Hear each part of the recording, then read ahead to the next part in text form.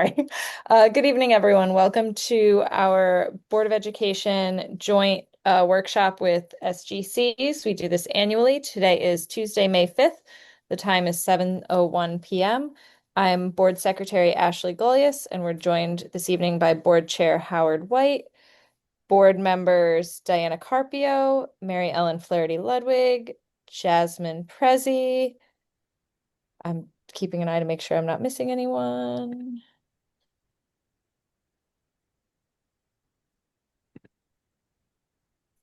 I have a feeling everyone else is still trickling in and joining us. Um, but that we have those board members for right now. The first thing on the agenda is the Pledge of Allegiance. So I pledge allegiance to the flag of the United States of America and to the republic for which it stands, one nation, under God, indivisible, with liberty and justice for all. And with that, I am going to pass the meeting to Dr. Estrella and her team. Good evening, everyone. Thank you for joining us at our annual board SGC convening. It is a great opportunity, one, for us to share some updates, but also to have the opportunity to hear from you around some of the things that you want us to keep into consideration as we plan the work for the next academic school year. As part of this evening's presentation, we want to provide the SGC members with an update of where we are in the budget process, as well as some of our behavioral data that we typically present during this time. Mr. Pennington, do you have some opening remarks before we invite the presenters? No, I think you highlighted it, Dr. Estrella. Our goal tonight will be to talk about the finance update.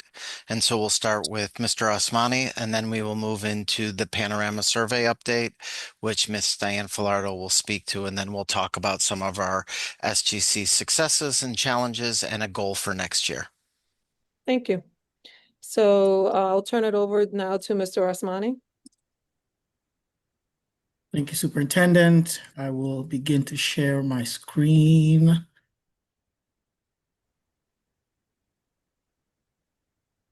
All right. Everybody can see it? Okay. Yes. Thank you. First and foremost, happy Cinco de Mayo for all of you that celebrate. It's almost the end of the day, but hopefully you'll get to enjoy the rest of the day before Cinco de Mayo is over. But as the superintendent and Mr. Pennington mentioned, I do have give you just an update on the budget. As you may have read in the media, we were fortunate in that as the state legislature was ending, there was some funding that both the city and the Board of Ed received this year, which will go towards helping us reconciling the budget. What I wanted to do tonight is to share just 2 slides. This is the same presentation I shared with the Board of Ed the last time they met. And so if you watch that meeting, these slides would be very, very familiar. So first is just kind of giving a recap of where we started. As you recall, the Board of Ed approved a recommended budget of which asked for 6.5%. The mayor's recommended budget, initial recommendation was a 4% increase. At the time, that budget was 257 million. The initial budget cap that we had to reconcile at the time was a little over $6 million. As we do each year, following the approval of the board on the budget, there are adjustments that we make throughout. We update positions, we update salaries, we update things like health insurance. At the time, the adjustments that we had made were about 1.1 million. To date, I believe the adjustments are around 1.4, 1.5 million. But at the time, the reconciliation that we had to make, including the adjustments, was about 7.2 million. Something that we also do each year, and we did that this year as well, is before we even begin the budget process and start crunching the numbers, we work with our demographer and we look at our enrollment. because enrollment is a significant driver of the budget because of our student-based budget process, and it is a methodology that we've applied over time. So in looking at our enrollment, we did see a decrease in enrollment year over year. I believe just under 200 students year over year. So what we did, the team looked, working with our demographers, identified where the shifts were changing along the schools. And so before we even got started with the budget, we made those adjustments. We called it right sizing, but it's essentially making sure that each school is appropriately staffed for the students that they have. And so the right sizing across districts was about a $1.2 million in reductions. These are things like at the elementary schools, we looked at class sizes and the total enrollment per section. And so we did similar arrangements for the middle school and the high school. The middle and high schools is slightly different because of the programming, but we had about $1.2 million in right sizing adjustments that left us with about a $6 million reconciliation gap that we had to do. At the time, we with a gap to the tune of $6 million, it's really challenging to do without impacting schools. So at that time, we attempted to reconcile the budget by about $3.6 million in non-school reductions and about $2.3 million in school reductions. Following the mayor's recommended budget, the council received the budget, and as part of their deliberation, the council forwarded to the BET a budget that would allow for the BET to provide 4.9% to the Board of Education. That was about $2.2 million more than the mayor's initial recommendation. So taking that into account, we adjusted our budget for the $2.2 million in additional savings, the budget adjustments remaining at 1.1, that left us with an adjustment gap of about just over $5 million. With the right sizing of 1.2, that left us with a reconciliation target of 3.8. And so the Board of Ed, the staff, led by the superintendent, we worked on a plan to reconcile the budget to 3.8 million. What was very significant, or something that the board had highlighted and the superintendent had reinforced throughout this process, was we were really working hard to minimize reductions to schools other than reduction that were based on the right sizing. So what we did at the time, the plan was to capture all of those reductions on the non-school side of the budget. And so at the time, we were working to identify $3.8 million in reductions without really impacting schools other than the right sizing for enrollment. So we were going through that process. And as you may have followed, when the BET made their final recommendation, the BET actually revised the budget back to 4%. And so we have been working to reconcile at that 4%. Fortunately, at the time when this was happening, we got wind of the fact that there was some additional funding that would be coming towards the Board of Education as the legislation was happening. So as we were working to reconcile the budget, we had started to see, could that additional funding mitigate the reductions that we would have otherwise had to make. So at the 4% level, we were still looking at about a $6 million reduction towards the Board of Ed. Non-school reductions would have been about 5.1 million. And at the time, we were contemplating some reductions on the school side of about 900,000. At this time, we had anticipated about 1.2 million dollars or so coming to the district. As you know, what we did end up receiving was 1.9. It was about $800,000 to $900,000 or so more than what we had initially anticipated. So as we're working to reconcile the budget, we are factoring in some of this additional revenue and how we would work to reconcile the budget to whatever target that the BET ends up approving. You may also know that after the initial BET cap of 4%, the budget went back to the council.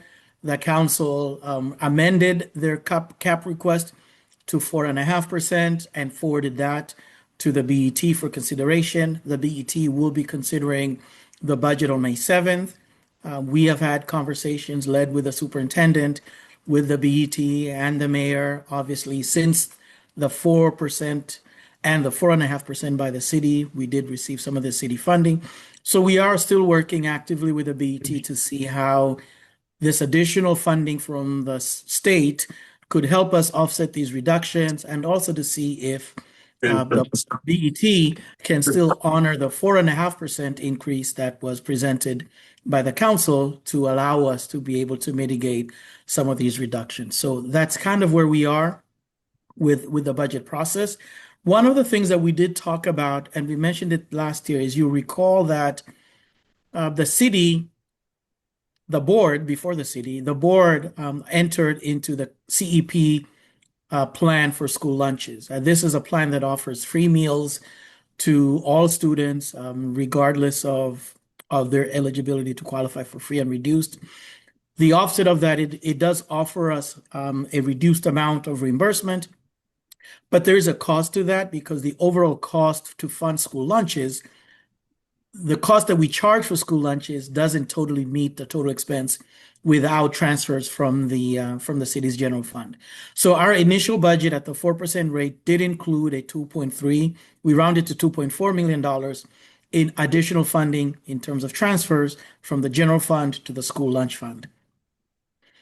When the mayor's recommended budget came in at 4.9% and we were looking to reconcile the budget, we had explored an option with the school lunches that included funding from the governor's free breakfast program. This was something that came after the fact.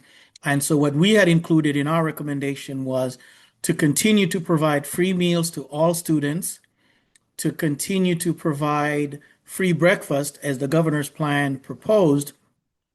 But in providing the school meals program, we would no longer be participating in the CEP program. We would, however, continue to provide free meals to all of our students. So because of that additional funding from the state, that allowed us to reduce the $2.4 million in food services transfers. That number now became $1.4 million. So it was a reduced transfer to the school lunch program. So we captured about $907,000 in savings from that plan. Shifting back to the 4%, which is where we were up until the cap was raised again by the council, we were still continuing to work with our schools and with the Board of Education because the gap now was significantly higher than what we had initially anticipated. We had considered the option of going back, only giving free meals to families that qualified for free and reduced, continuing to provide free breakfast to all, part of the governor's plan. But for those families that would not qualify for free and reduced lunches, those families would now be required to pay for their students if that family did not qualify. So this would be kind of like the pre-COVID model of meals. So that then would allow us to reduce the amount of transfers to the school lunch from 1.4 million to just about 1 million, which would be some additional savings captured together with some of the additional adjustment that we still needed to make. So this is kind of where we are now in terms of the budget. We're still having conversations with the BET. We're waiting to hear where the BET lands in terms of funding for the Board of Education. And then on the 14th of May, based on the number that we get from the BET on Thursday, we will be presenting a plan to the Board of Education for reconciling the budget. And so as far as an update, that's where we are. And I'll toss it back to the superintendent for the rest of the meeting. Thank you.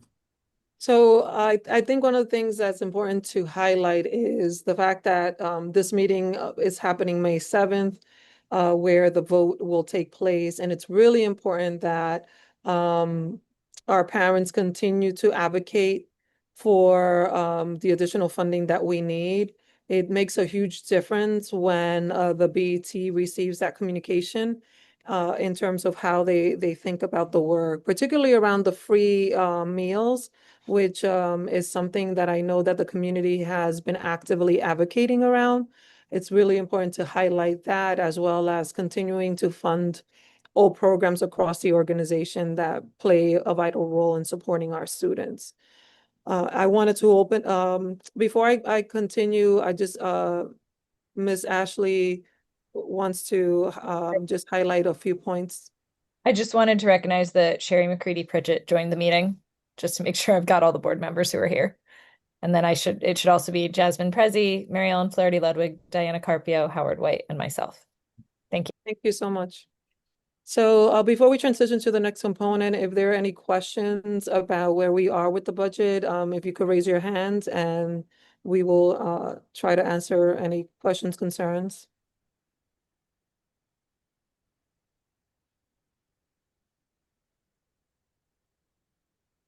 Okay, so the next component that we're going to discuss this evening is the Panorama Survey. And I would like to welcome Diane Filardo to the to the front to present on our SEL data. Good evening, Dr. Estrella and Board of Education members and members of the School Governing Council. This Diane, we spring, can't see you. I know, I Okay. don't know why. It's okay. I just wanted you to be aware. Thank you. Okay, this spring, students in grades 3 through 12, our families and our staff took the Panorama Survey. This is the 7th year in a row that we've used this climate survey. And schools and districts gather information about social emotional learning and also the perceptions of the quality and character of school life. Okay, next slide, please. These are the topics that we're going to be covering. We'll take a look at the improved readability of the questions of the student survey, the enhanced reporting system, and survey design. And then finally, we'll look at some actual trend results over the past 5 years. Next, please. Here are the survey topics. Students take 2 surveys, an SEL survey. You see the topics of growth mindset and emotional regulation. And then students also take a survey about school life. Teachers and staff have topics ranging from educating all students to school safety. Families have 4 topics, and there are some topics that are common across all stakeholders, and that's school safety and school climate. Next slide, please. We keep track of our response rates, and our goal for the student surveys and for the staff survey is that we have 80% participation. For the family survey, we were trying to reach the goal of 30%, which is really very lofty. As you can see, we were a little above half that at 17%. But I want to acknowledge that there were 6 schools in the district that did meet 30% level for family participation. Next, please. This year for the student surveys, both the SEL survey and the school survey, we have a new baseline. The reason for that is because we have newly designed questions by Panorama. They're shorter questions and more focused. They reduce the likelihood of students guessing or misunderstanding.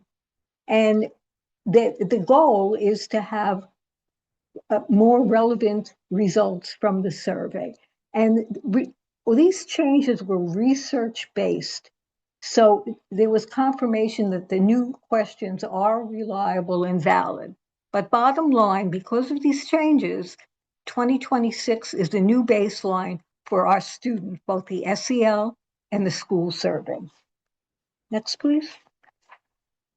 I'm going to give you an example of a set of questions for growth mindset, one of the SEL topics. You can see the original questions, and you can see the format of that question, of the questions, or similar. In school, how possible is it for you to change? Giving a lot of effort. Now, on the flip side, you see highlighted in blue the revised questions. The number of questions went from 6 to 4, And the actual questions themselves are in a different format. How much can you improve your behavior in school? A new question that was added: when you make a mistake on your homework, how often do you ask your teacher for ways you can do better next time? And that was a new question for our students this year. On the next slide, we see an example, a different topic under the school survey. This is teacher-student relationships. Here, if you look at the choices, they're exactly the same, but the clarification of that question is different. It was, how exciting would you be to have your teachers again? And the revised question is, how exciting would you be if you could have your same teachers again in the next grade too? So it more or less clarifies meaning, particularly for our younger students.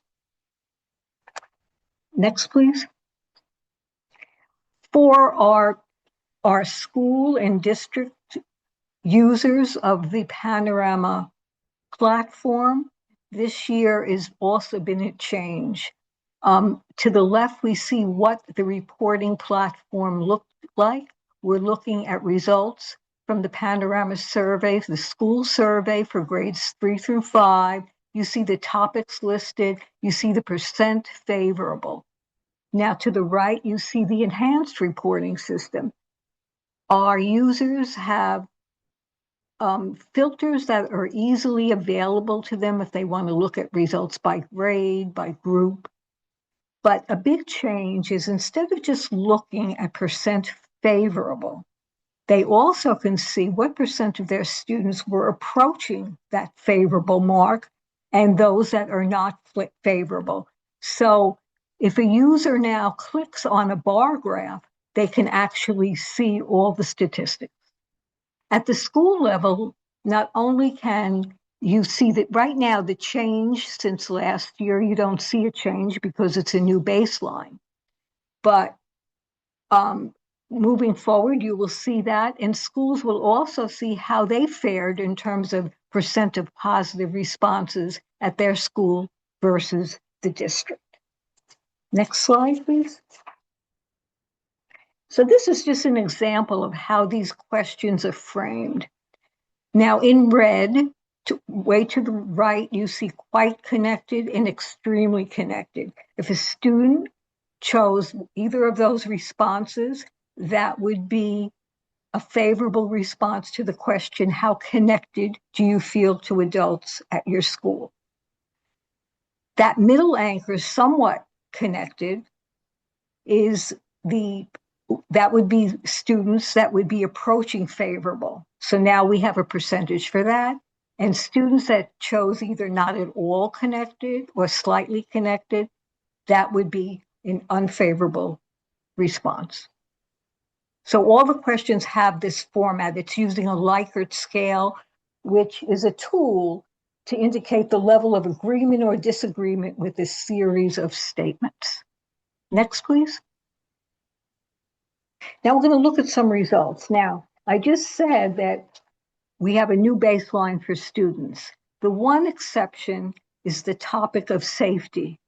There were no changes to the student questions for that topic. So we're looking at trends for our students in grades 3 through 5 and 6 through 12 from 2024 through 2026 in terms of percent favorable.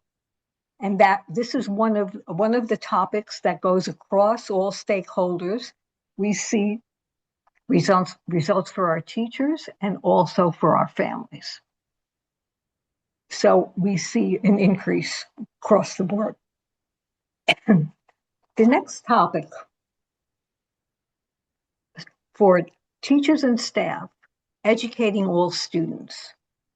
To the left, you see the questions that encompass this topic.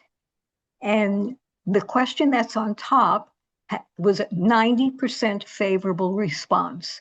And these questions are rank ordered by favorable percentage. And you see for that first question, that's 90%. It rose 4%. So last year in 2025, We were at 86% positive. Now we're at 90% positive. At the very bottom, in response to events that might be occurring in the world, how comfortable would you be in having a conversation about race with your students? That rose 3 percentage points. When the survey was given last year, that was 63% positive. Now it's 66. Then to the right, you have a graph over 5 years, and you see a steady increase in the percent favorable of staff for educating all students. Next, please. Another topic, leadership relations. Back in 2022, 62% favorable. Now in 2026, we're up to 77% favorable. The highest percent by question, when challenges arise in your personal life, how understanding are your school leaders? 87% positive. At the lowest end, at your school, how motivating do you feel finding with your leadership team, working with your leadership team? It's 66% positive, but that rose 3 percentage points in 1 year. Next, please. Another topic for teachers and staff, school climate. This has the most dramatic increase over 5 years. So overall now it's at 67% positive. Back in 2022, that was only 49%. And this is interesting, a big increase of 8 percentage points. That second question, how optimistic are you that your school will improve in the future? So that had a very large increase, and now it's 72%. Next, please. Now we're looking at families' responses. The topic, school climate. Here you see an overall percentage, 82% positive, rising from 2022 of 73%. We see a little bit of a dip in 2025, and now an increase to the highest level it's been in 5 years, 82%. And I started the question, how well do administrators at your child's school create a school environment that helps students learn? That was an 86% positive response. A year ago, 81%. Next, please. Family communication. Again, a steady increase. These are questions that we added to the survey. They are custom questions for Norwalk. We've used them consistently with families now for 5 years.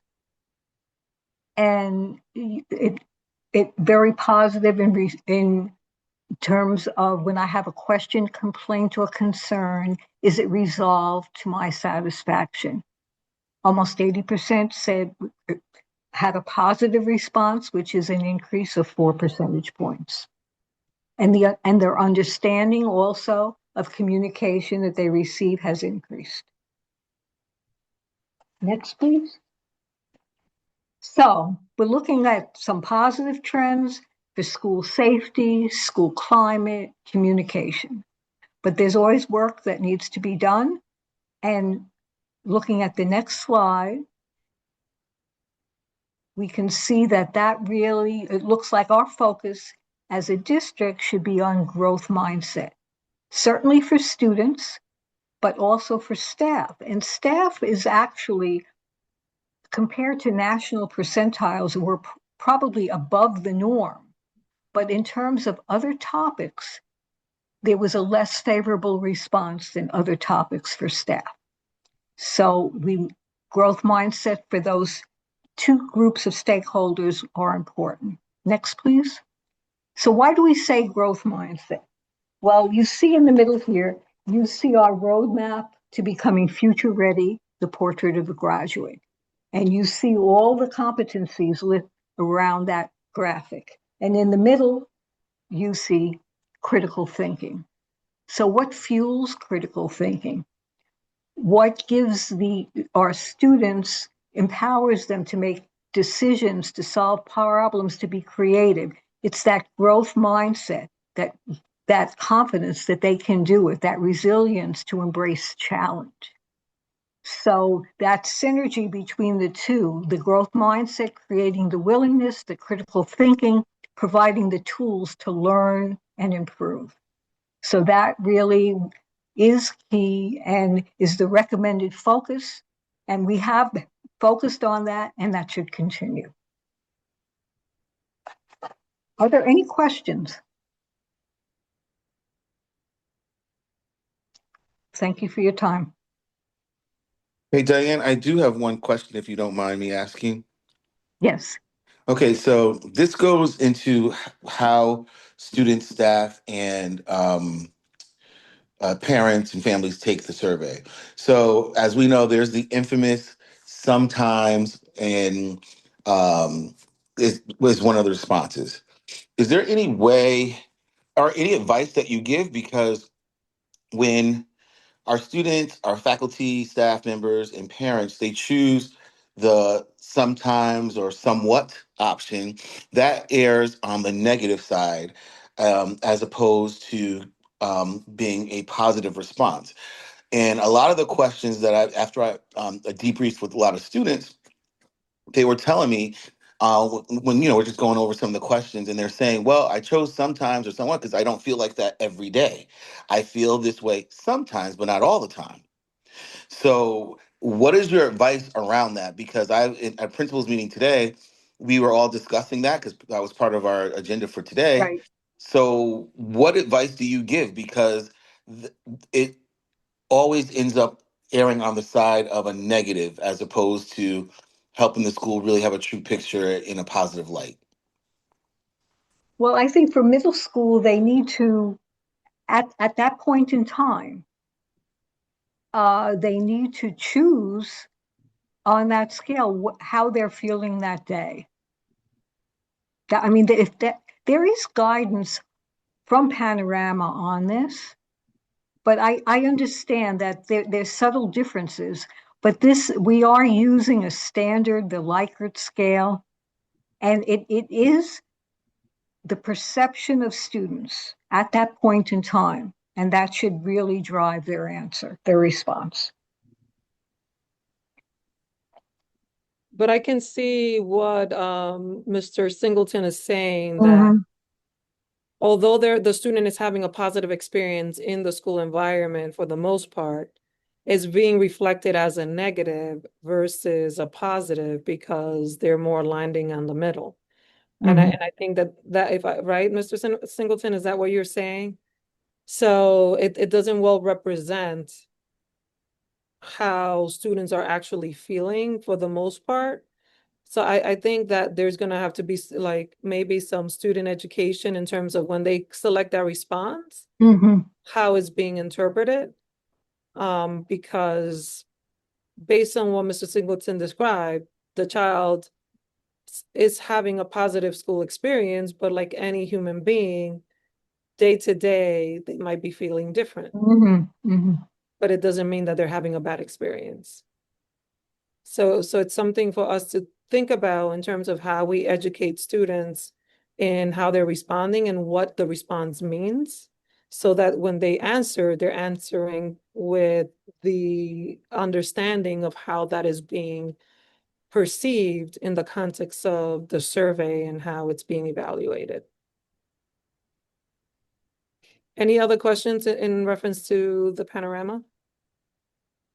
I actually did have a quick question. You mentioned that there were 3 schools that hit the goal of 30% family participation. Actually, six Oh, there were schools. 6. Mhm. Okay. I was going to ask, were they across the board from elementary on, or did you find that? 5 were elementary schools, and 1 was a high school. Got it. Thank you.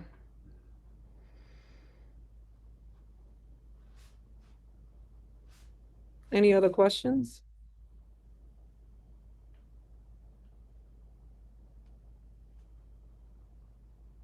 Well, thank you, Ms. Filardo, for your thorough You? presentation. Were you saying something, Ms. Filardo? No, I just said thank you. Oh, no, thank you. We're going to transition next to the next component. I'm going to invite Mr. Pennington to transition us to the conversations this evening. All right, good evening, everyone. If you are in as a different name or you just have your first name or your last name, if you can just change your name so that it says first and last name, because during this activity, there are going to be some breakout rooms, and so that two schools can come together and have some discussions around some of the work. And I know that our team is working off of a list, so that would be great. And I'll share my screen so that we can get started. So one area that we try to focus on every year is our school governance councils are really an important part of our school district. It is a way that our schools collaborate with their school community. It has parents, it has teachers, it has community members. And every year we come together at the end of the year to discuss what were some of the successes of the School Governance Council, what were some of the challenges, and then we start to think ahead to next year around what would our number one priority be. And when we get into our school governance council, we look at some of the roles and responsibilities, having 4 meetings a year, analyzing student achievement data, reviewing the fiscal objectives of the draft budget, providing advice to the principal, participating in the hiring process for the school principal, providing advice to the principal on programmatic and operational changes, developing a parent improvement policy, working with administration to develop or approve a school compact. So thinking to some of these roles and responsibilities, what was something that your SGC felt was a really strong success for this school year? And what were some of the challenges? And so looking at this document, this capture sheet, we're going to go into some breakout rooms. We're going to be able to have some discussions, and then we will come back and we'll complete a Mentimeter where one person, either one of the co-chairs, will scan the QR code and be able to highlight what was success from this year, and then what will be your number one priority. So we're going to go into a breakout room for about 10 to 12 minutes. Like I said, it's two SGCs coming together. So there is that opportunity for some discussion as well amongst the two SGCs.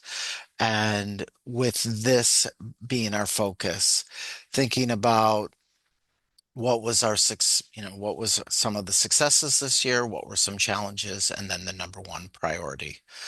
Mr. Valenzizi, are we ready with breakout rooms? Yeah, Mr. Pennington, I'm going to open up the breakout rooms, and I've also assigned just randomly board members to just join, so you can kind of hear a little bit of the conversation while we're in those.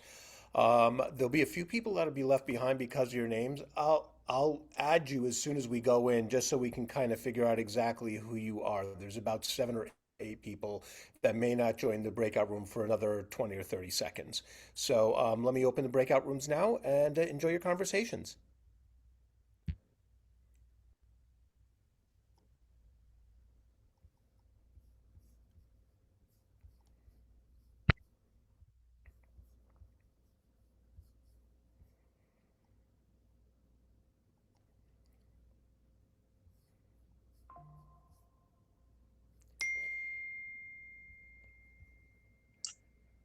Great. And people that are now left in the main room, if I can just ask you who you are, you can come off mute and just tell me. One is Macy Jankowski.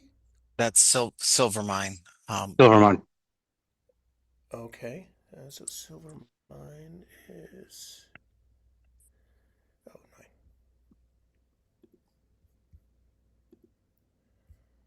9. Okay. Shayna Reed.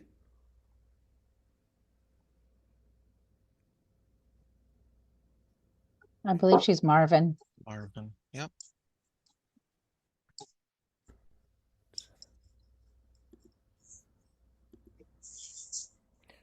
Eleanor Elena Furman. Hi, hello. Hi. Where am I supposed to go? Or just introduce? Look cool. Oh, Eleanor, are you assigned as one of the SGC chairs for a building? What building? What school? Oh, I'm referring to CGS. CGS. Thank you. Yes. Okay, thank you. iPhone 007.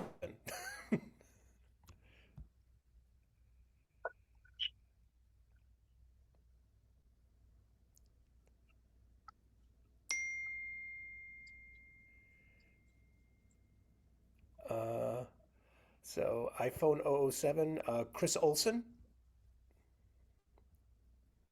Cranberry. Cranberry. I am the assistant principal at Cranberry. Oh, it's you, Chris. Okay.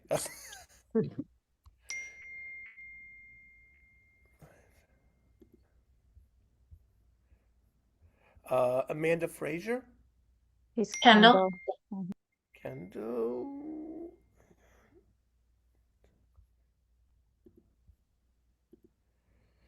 Susan Patriginelli. Petronelli, Jefferson. Jefferson.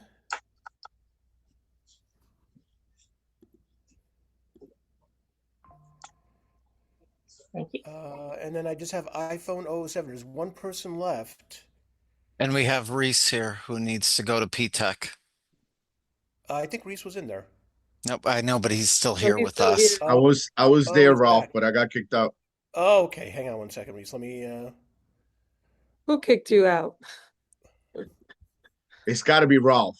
It was probably Ralph. That Ralph. All right. So I'm gonna have to move you to one other room and then move you back. Okay. So you're gonna jump to room 1 and then back to 2. So hang on a second. It's kind of strange because is this recording? Because I don't see the recording logo on. This It main is. piece right It is now. recording.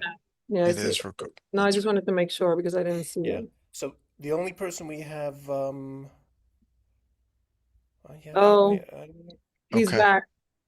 Ralph, Yeah, I'm we're back. talking. Reese, I don't know what's going on. Can you jump off and jump back on? Maybe that'll help. Absolutely. Could try that. Okay, thanks. And then we just have, let's see, iPhone 007. If you'd like to come off mute.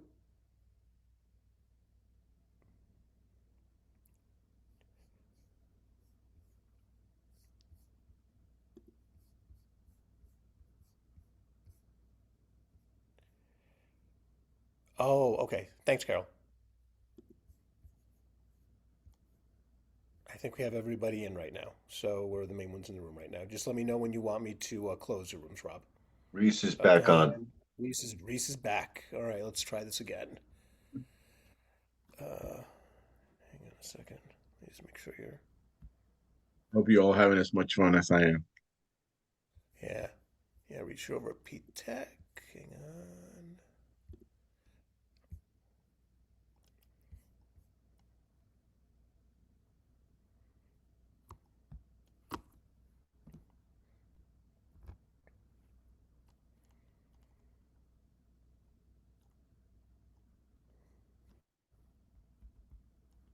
He seems to be in now, Ralph. Yeah. Yeah, I think we're all good.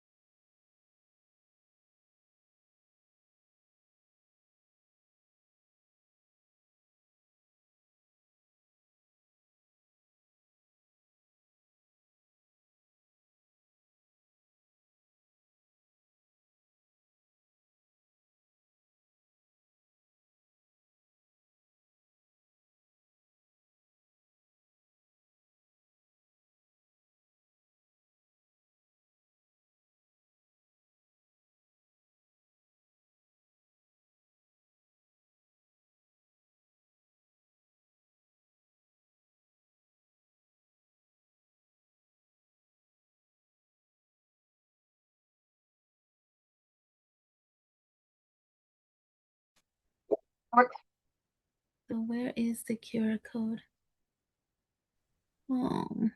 Share more.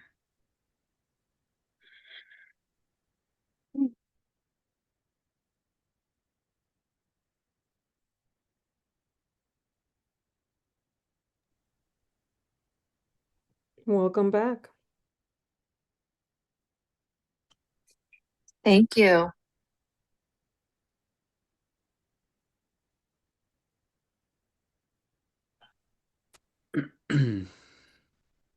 Oh, hello. Welcome back. Hey, we're in new breakout rooms. Are we back in a No, whole or breakout rooms? we're all coming back now. We're Oh, okay. okay. Good, yeah. You're like, oh, this is Never the new mind. breakout room. What's going on here? Okay, Ed. Hey, what's up? How are you? Hi, Christina. Happy Cinco de Mayo. Oh, hi. How are you?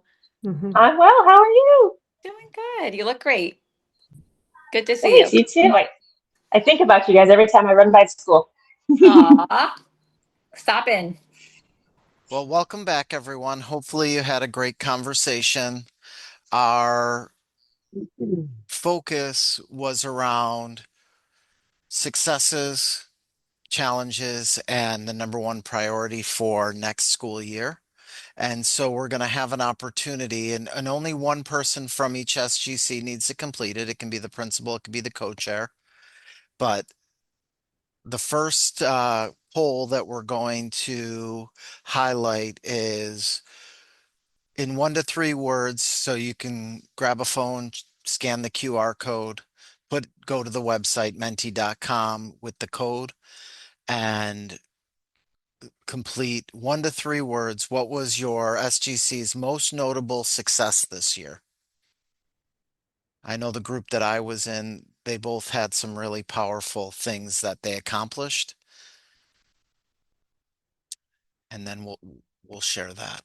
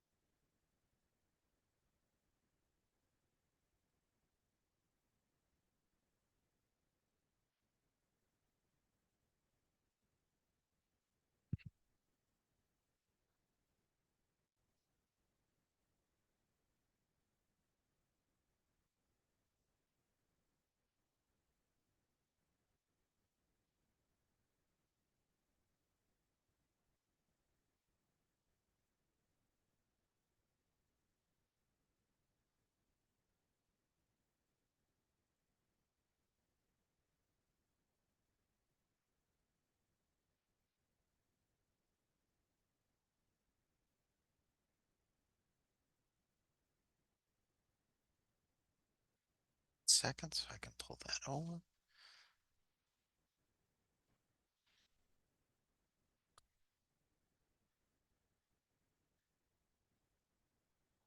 And if you're able to see, and I'll try and zoom in a little here. Oh, one wrong way. There we go. So we can see these were some of the things that our SGCs were able to complete. Increased parent involvement, a focus on a sense of belonging, a shared vision, a care closet project,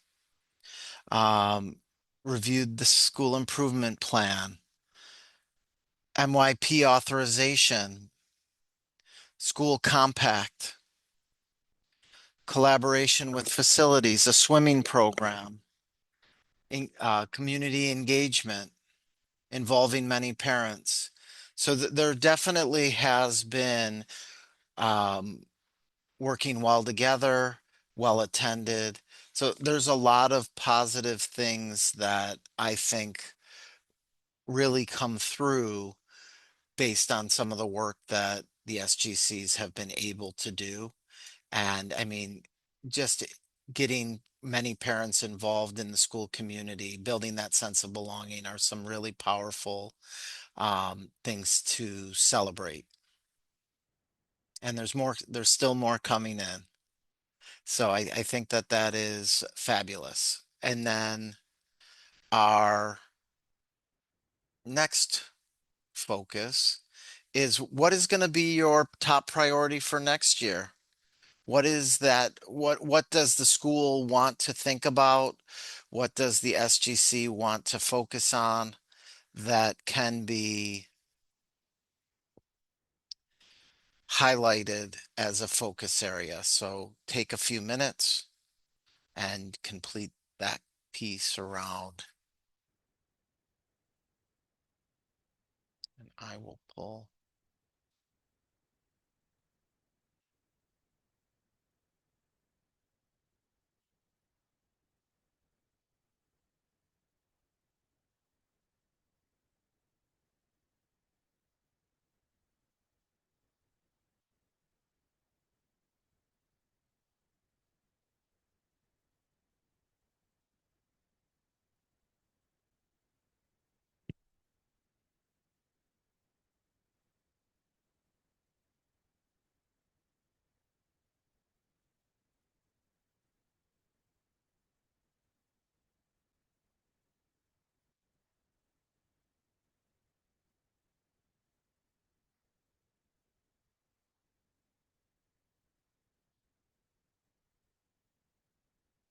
Right.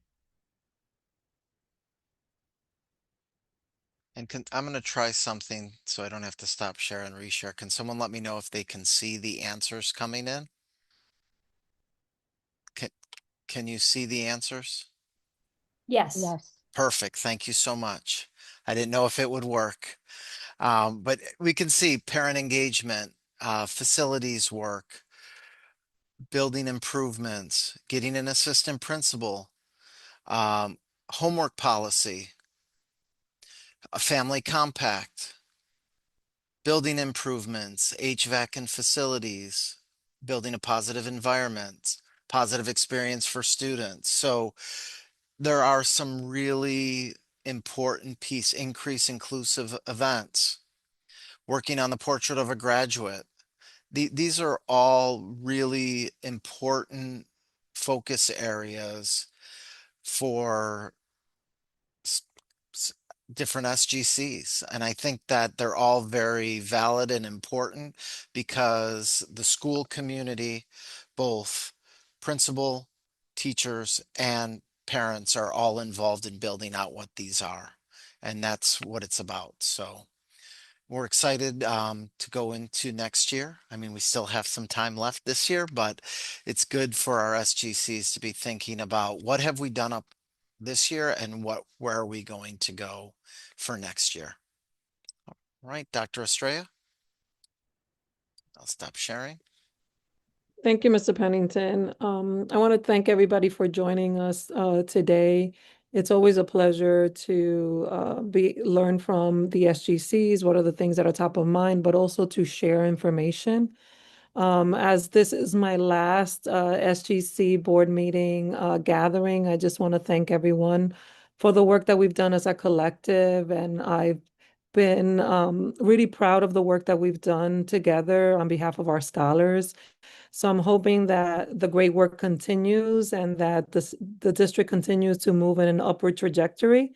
It's evident by the data we saw today in terms of our panorama survey that the district continues to move forward and upward. And I'm hoping the very best for Norwalk Public Schools as I transition to Gwinnett Public Schools. So I hope that everybody has a restful rest of the day. Happy Cinco de Mayo for those who celebrate. And we're looking for a strong closing of the academic school year. Please remember to send your letters and to promote to other parents to write to the BET about the importance of funding at a minimum, the 4.9%, even though we would love to have the 6.5% that we desperately need to maintain all programs. Your advocacy is important, and I hope that we have good news May 7th so that we can close out the year strong and that we can keep all of our important faculty to do the important work on behalf of our students. I'll turn it now over to Ms. Ashley. Yeah, thank you all for being here. It was great to get to listen in, and I need from a board member a motion to adjourn. Motion to adjourn. Thank you, Sherry. Seconded by Mary Ellen. So have a great night, everyone. Take care. Thank you. Thank you all. Good night. Great work. Thank you. Night. Night, everyone. Bye.